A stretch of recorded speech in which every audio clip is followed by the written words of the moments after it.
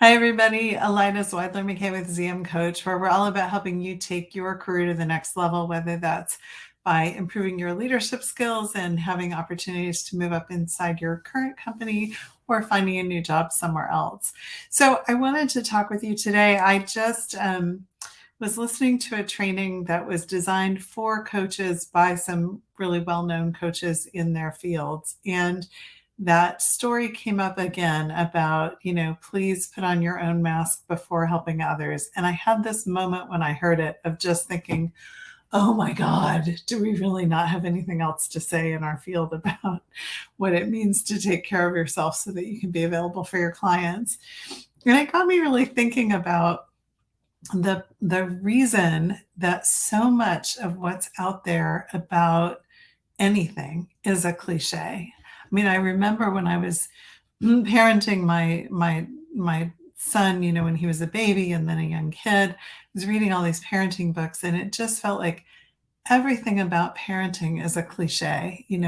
All the things that we say, the days are long, but the years are short, like don't blink, like all these things. And the reason that they're cliches is because they're common human experiences. There are challenges and moments that just about anybody who's a parent has some kind of experience about.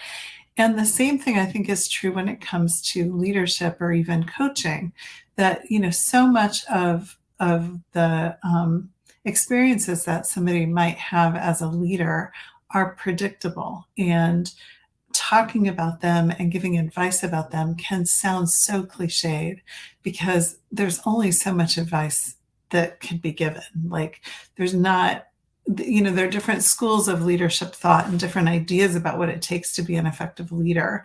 But even those are starting to converge in some ways, so that, really, if you asked, I don't know, the top 10 writers and thinkers on leadership, you'd pretty much get the same list of 20 core ideas. And so what I wanted to share with you today is the idea that while those lessons are common and shared and even becoming a little bit cliche, like putting on your own mask before helping others, the reality is that putting those ideas into practice is not so straightforward. And it's not so simple. I mean, even that one that I was rolling my eyes about, put on your own mask before you help others, I could look back over my last 3 weeks and see days where I didn't do that, and days where I got to the end of a day of coaching and I was wiped out because I hadn't done taken the breaks during the day and gotten up and stretched and put on my own mask, right? So I think the reason that so much of what people write about and talk about and blog about and post about and do videos about and write quotes about and all this content that we're all trying to put out there, the reason it all sounds the same is because the basics, the fundamentals, the challenges really are the same. And what makes the biggest difference between people who are able to be successful leaders and have lives that are well balanced, where leading a team is and having a rewarding job is a part of it, but also they've got it in the context of a broader, fulfilling life where they're doing more than just work. Like, the reason that is so challenging is because hearing the information isn't the same as doing something about it, really implementing it into your life. And that's why reading a book will never get you as far as actually putting something into practice. And putting something into practice by yourself is 10 times, 20 times, 30 times harder than putting something into practice when you have a coach and a process and a method and a structure and some accountability.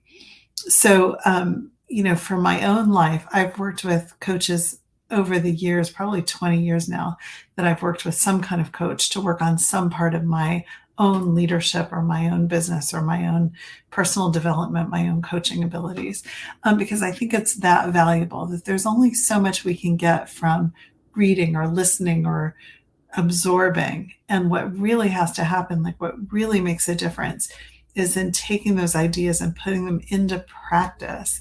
And, we use the word practice, putting them into practice, because it's not so simple to just start doing something. So if you've played an instrument, or you've been in a sport, been in sports of some sort, or you've done dance, that practice doesn't mean you just automatically do whatever it is your teacher or coach is telling you to do.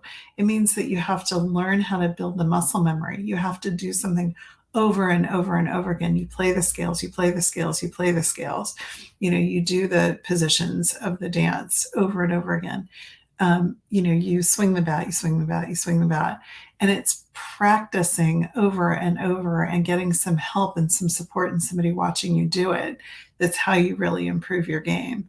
Well, I think the same is true, for something like leadership or something like communication skills, that really shifting how you communicate in the world or how you hold yourself or how you come across with gravitas and presence um, takes practice. And so you can read all kinds of tips about how to do it.